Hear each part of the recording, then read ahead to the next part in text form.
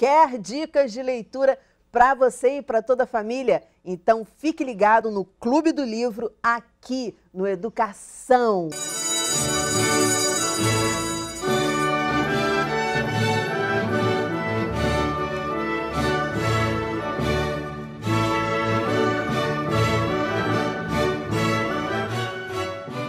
Minhas convidadas são a professora e escritora Vanessa Vieira e a estudante e criadora de conteúdo Gabriele Carvalho. Muito bem-vindas ao programa, um prazer receber vocês aqui. Vamos começar com a Gabriele. Gabriele, qual foi o livro que você trouxe para a gente hoje? Olá, tudo bem com vocês? Então, eu me sinto honrada. Primeiramente, quero agradecer por terem me chamado para falar sobre livros, né, que eu adoro. Livros. O livro que eu trouxe hoje para mostrar para vocês foi Filhos de Sangue e Osso, que é um livro de fantasia escrito por Tomi Adeyemi, que fala mais da cultura iorubá, que basicamente aqui no Brasil nós conhecemos através das religiões de Umbanda, Candomblé.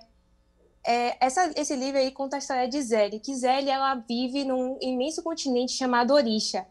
Deixa eu só te fazer algumas perguntas antes de você continuar. Que são as seguintes. Sim. Primeiro, dá uma viradinha aí, o livro tem quantas páginas? Tem um pouquinho mais de 500 páginas. Opa, então é aquele livro gostoso, né, que dá aquela vontade. Você falou do nome de uma cultura, e você está falando de entre várias comunidades, entre várias tribos ali da África. Você sabe especificamente em que país? Especificamente um país, eu não tenho certeza, porque, se eu não me engano, é na Angola, mas só que eu não posso te dar certeza aqui. Mas é especificamente a cultura iorubá. Tanto que a autora, a Tomi Adeyemi, ela descobriu a cultura iorubá porque ela veio fazer um trabalho sobre religião e cultura africana aqui em Salvador. Uau. Então, ela descobriu a cultura, assim, ela descobriu as religiões de matriz africana, ela ficou encantada com a história e ela, então, decidiu escrever esse livro. E tanto que, inclusive, é por isso que eu me sinto tão próxima desse livro, porque eu moro em Salvador, eu cresci vendo as festas de Iemanjá, todos os eventos, todos os cultos à religião, então eu me sinto muito próxima da história, principalmente por isso.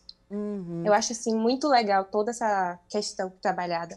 Nesse início de ano, aí, Gabriele, a gente só fazendo um parênteses, o que vocês já sabem a respeito aí de como vai ser? Porque sempre tem aquelas pré-comemorações, o carnaval chega aí muito mais cedo do que aqui e tem vários encontros. Como é que está esse esquema aí na Bahia em relação a isso? Olha, infelizmente, até a última declaração do prefeito, festa de Iemanjá, carnaval, estava tudo cancelado. Infelizmente, por conta da pandemia, ele falou que não é seguro. E a previsão de retornar todos esses festejos é só após a vacina. Tanto que tivemos recentemente a festa do Senhor do Bonfim, a lavagem do Senhor do Bonfim, que foi só entre as pessoas envolvidas mesmo e não teve aglomeração, não teve nada. Porque, infelizmente, pandemia por aí, então nada programado por aqui.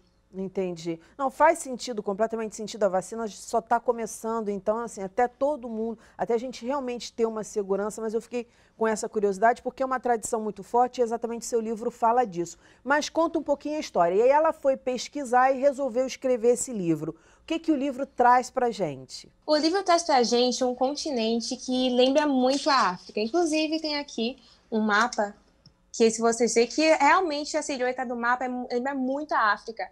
É Orisha, se chama esse continente, e basicamente nesse continente vivem os Magi. Os Magi foram pessoas que têm cabelos brancos e elas foram meio que, como se eu posso, abençoadas por um poder vindo desses deuses que elas cultuam. Esses deuses, eles são os mesmos que se você procurar um pouquinho no Candomblé, um pouquinho na Umbanda, você vai descobrir quais eles são. Só que no caso ela traz a grafia em Yorubá, que é a língua vinda lá diretamente da África.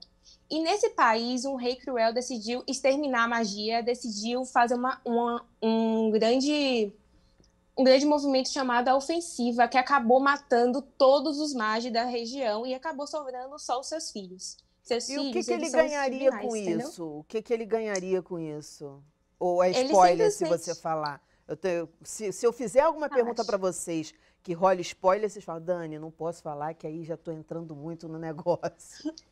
Não, tá tudo bem.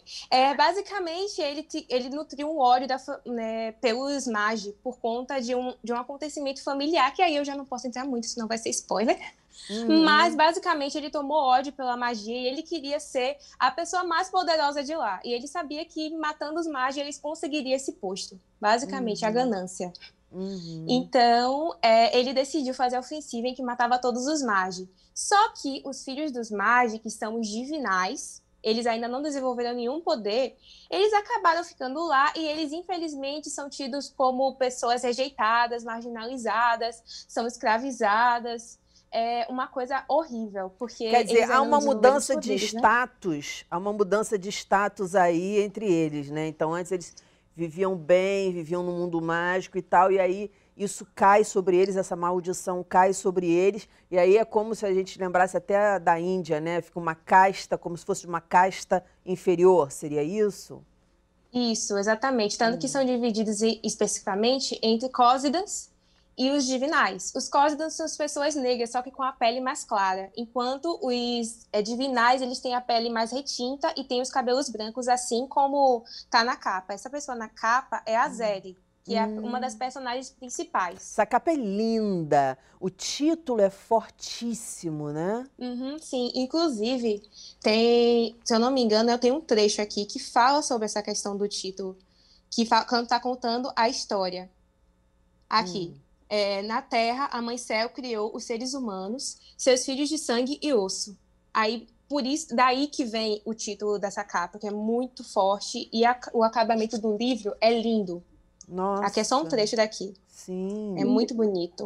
É gostoso pegar uma obra bem trabalhada, né? A gente sabe que capa não fala tudo, mas diz muita coisa, né? É igual arrumar uma comida no prato. A gente também, né? O livro, ele é um objeto não só para a gente ler, mas para a gente também contemplar. É um objeto de contemplação. Acho muito legal. Antes de continuar a tua história, eu vou chamar a Vanessa para o papo, porque aí a gente já mistura tudo, já fala de vida, que é o gostoso aqui no programa, porque a gente mistura as histórias dos livros com as nossas histórias.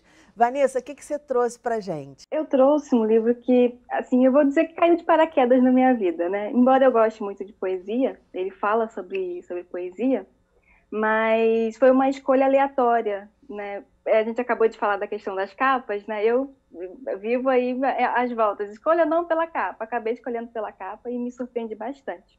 Que bom. Vamos comprar um poeta. Ele foi escrito pelo autor Afonso Cruz, ele é português. E esse livro, ele fala de ele é curtinho, ó, bem fininho, a gente lê numa tarde. E ele fala de uma sociedade, né, materialista, mas distópica, eu entendi assim, distante um pouquinho da nossa realidade, mas não muito, né? E nessa sociedade... Infelizmente, qualquer distopia está nessa situação, né? Isso mesmo. Né? E aí, o autor, ele cria, né, essa sociedade onde as pessoas... elas, ao invés de animais de estimação, elas têm artistas de estimação, onde cada passo que as pessoas vão dar, elas medem um beijo, até a pressão do beijo que vai ser dado de um pai para uma filha, é tudo muito contabilizado, né? Vamos dizer assim. E eles têm marcas. Que eu preciso ir parando para a gente podendo falar, porque a vontade que dá é de ficar te ouvindo, mas aí as perguntas vão vindo. Gente, assim, e é tão curioso esse livro, porque ele fala de um utilitarismo, né, da posse, mas ele fala da posse do poeta. E antes de você acabar de contar, que você está começando a contar a história, eu queria perguntar para você como é que isso bate em você, porque a gente está falando, né, de algo tão precioso do poeta, de alguém que faz algo, que escreve algo tão sublime, e, de repente, ele ser objeto de desejo, não como objeto, mas como admiração. Tem uma parte que você fala, tá, mas como assim propriedade? O cara que nasceu para ser livre, para pensar, para... enfim, ser propriedade de alguém. Como é que bateu isso para você? Bateu meio que um paradoxo, de alguma forma, na sua cabeça? Vou te dizer que eu não me conformei ainda. Porque eu escrevo poesia. Então, assim, como é que eu vou dizer? As identidades, as coisas que eles vão dizendo sobre quem escreve, né? No caso do poeta, são coisas que, para gente que escreve, é natural. E ver isso de uma forma, sei lá, como se fosse nada, né? Uma coisa à parte, sei lá, é muito, muito louco. Tanto que as objeções que a menina fazia, as coisas que ele falava, as atitudes que o poeta tinha, iam me incomodando, assim, de você ficar dançando na cadeira, e tu, pô, como é que pode? E eles falam do poeta, mas também falam, por exemplo,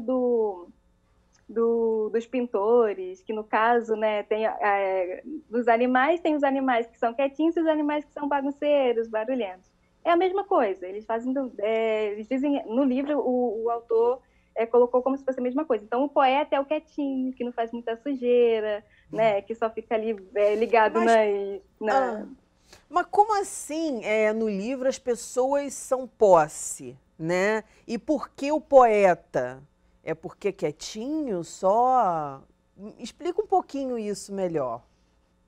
No caso aqui, ele era mais barato para o pai, né? A menina escolheu um poeta, né? Ela falou, eu quero um artista, e aí escolheu o poeta. E no caso, o poeta ali, ele fica... não faz muito barulho, não dá muito trabalho. Então, no caso, ela escolheu o poeta por conta disso. E o pai decidiu, não, o poeta, porque o poeta não... O pintor, ele pinta a casa inteira, faz a bagunça dele, não sei o quê. E o poeta, ele é mais contido, né? É muito louco, muito louco. Poeta mais contido é ótimo isso. E aí são os artistas, então. A classe é a classe artística, que vai servir de propriedade para algumas famílias. É isso, sim, nesse mundo. Sim, porque no caso, como eu disse, tudo que eles fazem é milimetricamente contado. Então, é um mundo onde o que vale... por exemplo, no caso da menina que pediu poeta, ela começa assim, a cantar com ele, o maior insulto que ela teve na escola foi ser chamada de inutilista. Eles colocam nesse pé. Por quê? Porque ela está se deixando iludir por coisas que não tem a ver com o número, que não tem a ver com utilidade. Com sucesso. Não tem utilidade na visão dele, já que... E utilitário para eles é algo que te leva a um sucesso material, seria isso? Exatamente, exatamente. Tudo ali é em torno de propaganda, de retorno financeiro, coisas assim. Então, gente, você deixou a bola quicando aqui para a gente conversar um pouquinho, né, Gabriele? O que vocês acham dessa sociedade que a gente está vendo? Vocês acreditam que as relações estão muito utilitaristas entre as pessoas? Vocês já se sentiram usadas, por exemplo? Eu vou dar um exemplo pessoal que aconteceu recentemente, inclusive, no Instagram. Eu sou criadora de conteúdo literário, eu falo principalmente sobre livros, séries, filmes. E, infelizmente, às vezes eu recebo mensagens de alguns autores nacionais e eles simplesmente dizem, posso enviar seu livro por e-mail? Meu livro para o seu e-mail? Você pode resenhar meu livro para mim? Só que, assim, não estabelece um diálogo, não tem aquilo. É como se eu simplesmente estivesse ali apenas para divulgar os livros deles. Eles não se importam em estabelecer uma relação entre as pessoas. Elas estão me vendo como instrumento de conseguir mais alcance e mais leitores para seus livros. E isso é cansativo, porque não é só na parte das redes sociais, parece até na vida também, sabe? Isso aí também pode ser aplicado na vida também como estudante. Você sentir que a pessoa nem foi lá, olhou o teu perfil e gostou da forma como você escreve, mas sim porque você tem tantos seguidores e tal, e não quer saber quem é a Gabriele, qual é o critério dela de escolha e nada mais. É só um instrumento, né? Você vira uma ferramenta, é isso que você está dizendo. Exatamente, porque inclusive muitas dessas pessoas às vezes que chegam, elas nem me seguem, nem me conhecem, nem sabem que tipo de gênero eu gosto de ler, e isso é muito cansativo, né, porque você se sente literalmente usado na rede social, é horrível, pelo menos essa parte.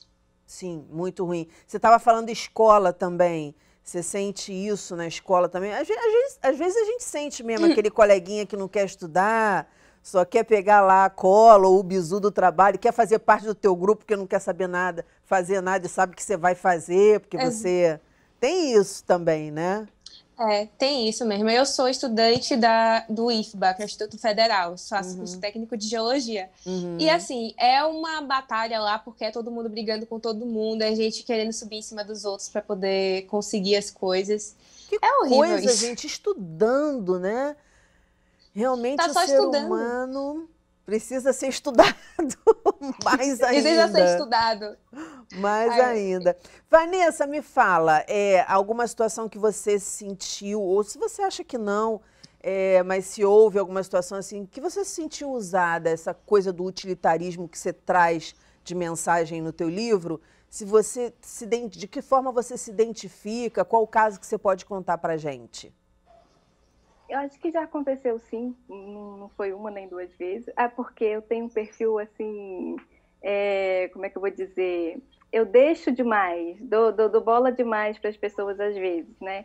E aí acabo ficando como uma generosa demais e aí as coisas acabam acontecendo até que eu me toco e, né, e dou aquele pause assim. Mas, no geral, eu gosto muito de observar as coisas que estão acontecendo, né? Às vezes não quando está acontecendo comigo, mas eu observo muito o que está acontecendo na minha volta, né?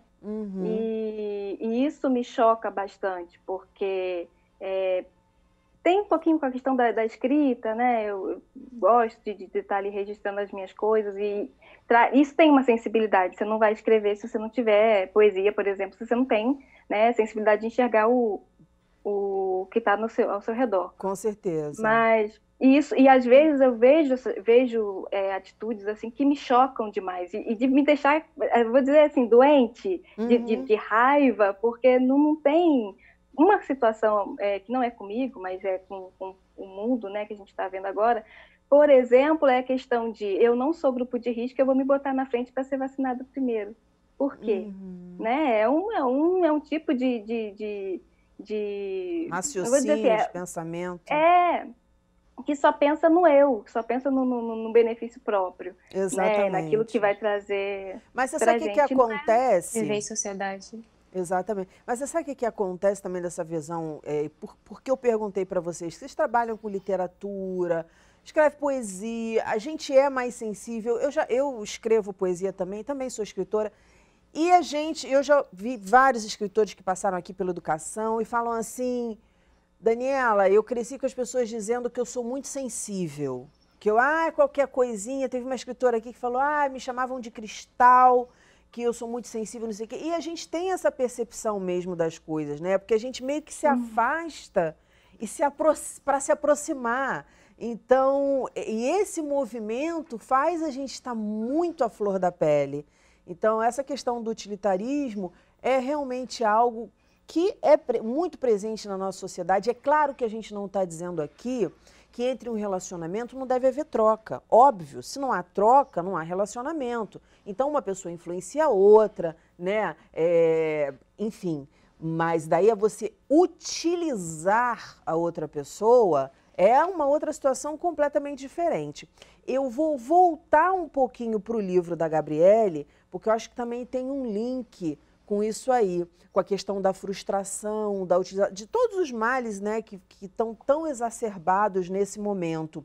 E aí, Gabriele, você tem uma sociedade feliz que chega um cara que está com raiva, porque aconteceu alguma coisa e resolve destruir com tudo isso.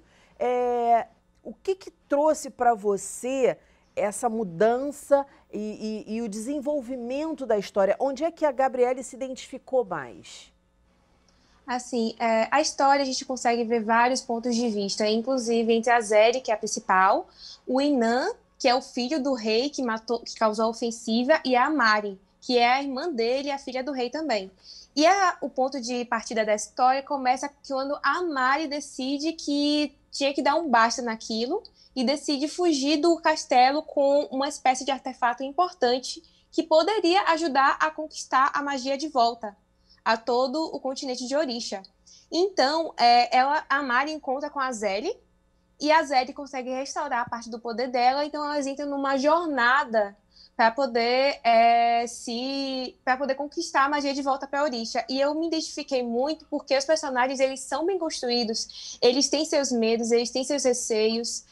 A Zélia muitas vezes se sentia perdida porque ela sempre viveu com medo de uma coisa acontecer a ela, ao irmão dela.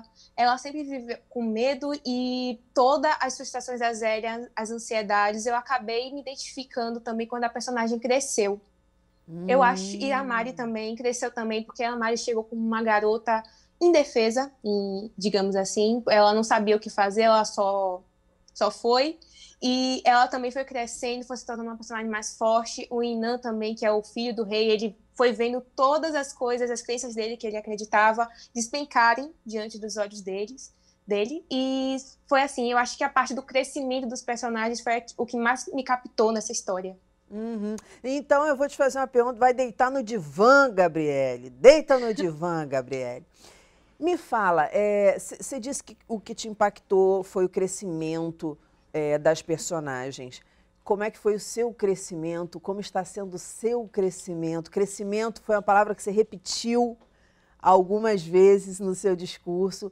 E eu quero saber um pouquinho mais sobre você. Porque acho que aqui no Educação é isso. Educação, esse programa, ele não é um programa escolar, que a gente vai falar só de escola. A gente fala de escola, a gente fala de saúde, a gente fala de vida, porque educação está com a gente desde que a gente nasce até quando a gente morre. A gente está sempre transmitindo alguma coisa e recebendo, para poder se humanizar efetivamente. Então, me fala desse teu processo de humanização aí, de lapidação. Que crescimento é esse que está te mobilizando tanto, Gabriele?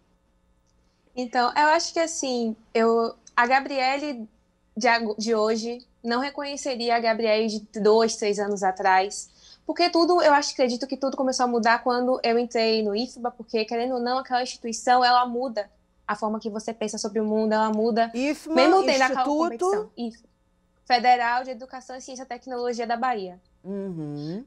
Campo Salvador, especificamente. Aí, assim, aquela instituição, ela muda você. A sua relação com as pessoas muda, independente das brigas, você conhece pessoas, você tem contato com pessoas de realidades diferentes da sua. Então, assim, desde aquela época eu percebi que eu fui mudando a minha visão sobre algumas coisas, fui me construindo como pessoa, também academicamente. E depois de um tempinho que eu estive no IFMA, eu me adaptei, eu quis voltar ao meu hábito literário. Esse foi um dos pontapés para eu ter criado o meu Instagram, para poder me incentivar a voltar a ler, porque eu tinha parado de ler um pouco e eu queria esse hábito de volta. E, querendo ou não, os livros nos marcam. Os livros, ele pode ser um romance, mas ele vai te agregar em alguma coisa, vai te mudar em alguma coisa, vai te fazer refletir em algo. Então, quando eu voltei ao meu hábito literário, eu fui conhecendo novas histórias, eu fui conhecendo culturas diferentes, fui conhecendo situações, personagens, e isso acaba agregando. E também o mundo literário também me forneceu conhecer pessoas. E, querendo ou não, pessoas precisam de pessoas. Não, a literatura muda. Como é que você voltou para esse hábito? Você estabeleceu um horário? Dicas aí para a galera que está em casa que fala assim, eu tenho tanto livro que queria ler, mas não consigo tempo, não consigo isso, não consigo... O que você diria? Então, eu diria para você procurar um gênero que você se identifica. Por exemplo, eu sou apaixonada por fantasia. Inclusive, esse livro, Filhos de Sangue e Osso, ele é fantasia. Eu sou apaixonada pelo gênero, sempre fui apaixonada pelo gênero, então eu pensei, vou começar a ler algo do gênero. Aí eu fui lendo devagarzinho. É importante, você pode estabelecer metas pessoais, 10 páginas por dia. Quando chegar em casa de noite, eu vou sentar, vou ler um pouquinho. Estabelecer um momento só para leitura. Você vai se adaptando, vai estabelecendo uma meta, e quando você perceber, aos poucos, você vai construindo esse hábito, essa rotina de criar um hábito literário, porque isso vai construindo aos poucos. Você não vai começar a ler um livro de 500 páginas da noite para o dia, você vai começar aos pouquinhos. Que é a mania da gente, né? A gente acha, segunda-feira vai começar aquela dieta brabíssima, não, agora vai ser o negócio. Vou ler, quando começar logo com 500 páginas. Não, aí eu sou uma pessoa assim para a vida. Eu sou uma pessoa assim para a vida. Eu tenho que fazer um negócio... intensidade, mas aí eu também descobri que isso é uma característica minha e que eu tenho que aceitar, a gente também tem que aceitar a gente, né? Algumas coisas que não dão para mudar, como Clarice falava. Vanessa, me conta, teve alguma situação assim para você, dessa questão do boom, do crescimento, como é que foi para você? Porque a Gabriele, ela está associando muito a questão do estudo, que é fantástico, né? Você chegar numa universidade, ter a oportunidade de ouvir tantos professores, de fazer tanta coisa diferente, de fazer estágio. Realmente, por isso o nome, né? Universidade, te abre portais. Mas diga, Vanessa. Não, enquanto ela estava falando, eu estava pensando aqui, o que né, me impulsionou assim? E foi exatamente quando eu me liguei que existia uma literatura, algo que eu poderia ler, né? E aí eu comecei a ler, eu tinha lá 16 anos, eu comecei um pouquinho mais tarde, comecei a ler mesmo, né? Ler, entender que eu estava lendo, e ter na minha mão, assim, vários lugares, personagens diferentes, com características diferentes, mundos diferentes, isso foi me fazendo enxergar a vida de uma outra forma, né? E aí você também, literalmente né, se relacionando com as personagens, né? Sim, porque você... a questão do livro, da literatura, mas também a questão dos filmes, das séries, né? Você vai tendo... É porque assim, quando a gente é adolescente, a gente acha que isso acontece com a gente. Né? Nós somos tá tudo errado, né? Nós somos errados. Os seres esquisitos, entendeu? Completamente extraterrenos, que sentimos coisas que nos envergonham, inclusive, né? Que nos constrangem, nos deixam com bastante vergonha. E a gente acha que é só a gente, né? E aí depois a gente vai, quando a gente se conecta e se deixa, né? Porque a gente precisa se deixar viver. E observar o que está no nosso redor. Acho que no meu caso, foi assim. Eu fui observando e fui conseguindo superar, né, ter esse crescimento. E a universidade, para mim, também foi, sem dúvida nenhuma, como é que eu vou dizer, um divisor de águas, né? Porque mas é tão lindo ouvir isso de vocês, porque eu sei que vocês estão falando aqui isso na televisão, não é para fazer média para ninguém, porque a vida de vocês é estudada, a gente tem uma produção, né, que cuida disso, que traz pessoas que realmente são comprometidas com o trabalho, que tem conteúdo aqui para a educação, que para a gente o importante é isso. E é muito lindo ouvir vocês falarem dessa forma. Eu estou no finalzinho do programa e eu fiquei com uma dúvidazinha em relação ao livro da Vanessa. Eu vou te perguntar, Vanessa, e esses artistas não se revoltavam? Só para a gente ter uma palhinha aí, porque esse negócio de escravizar artista, gente, pegou fundo aqui, sabe? Mexeu. Não que o teu livro também, Gabriele, não tenha sido bacana a gente discutir, mas é porque fala da minha identificação, né? Fala de mim, eu poeta, como assim, escravizado? Como é que esses caras reagem em relação a isso? O que você pode dizer agora no finalzinho pra gente sobre esse livro que deixe mais a pulga atrás da orelha? Então, eu não vou dizer que não teve revolta. A revolta foi feita pela palavra. Isso aí não tem, foi a parte mágica da história. Vou parar. Palavra pra gente tudo, né, Gabriela?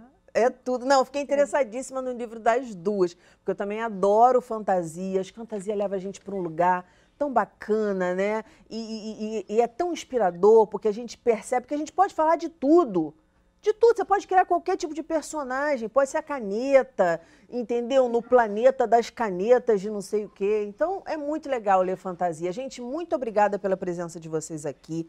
Parabéns pelo trabalho de vocês na internet. A gente sabe o quanto a gente precisa alfabetizar de verdade, né, o povo brasileiro, no geral, o quanto a gente precisa ler para viajar, para poder respirar, principalmente nesse momento, para poder respirar. Muitíssimo obrigada, parabéns mais uma vez pelo trabalho, voltem sempre. O nosso programa fica por aqui, mas na segunda-feira que vem, você já sabe, tem muito mais às 9h da noite. Educação, se você não se envolver, não rola. Momentos de paz e até lá!